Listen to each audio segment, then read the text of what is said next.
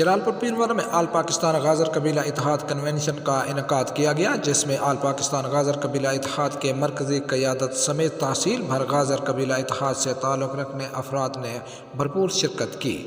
مقامی marriage hall میں ہونے والے اس اجتماع میں تحصیل بھر کے تمام شعبہ زندگی سے تعلق رکھنے والی سماجی شخصیات اور صحافی حضرات نے شرکت کی۔ اجتماع سے خطاب کرتے ہوئے سردار مولانا محمد ہاشم، مولانا محمد عمر زکریا نقشبندی اور دیگر مقررین کا کہنا تھا کہ ہم نہ صرف اپنے قبیلہ سے تعلق رکھنے والوں کا ہر پلیٹ فارم پر دفاع کریں بلکہ پاکستانی کی ترقی اور سلامتی کے لیے ہم پوری قوم کے شانہ بشانہ ہوں گے۔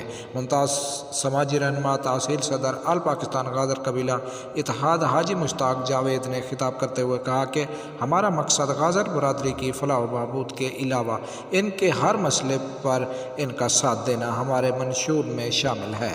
انشاءاللہ اس پلیٹ فارم سے عوام کو بہت ریلیف ملے گا۔ انہوں نے کنونشن میں شرکت تمام احباب کا شکریہ ادا کیا۔ صحافیوں کے حوالے سے گفتگو کرتے ہوئے ان کا کہنا تھا کہ ہمارا پیغام مثبت ہے، ہم اپنی غازر قوم کی خدمت کے ساتھ ساتھ ملک و ملت کے لیے بھی ہر دم حاضر ہیں۔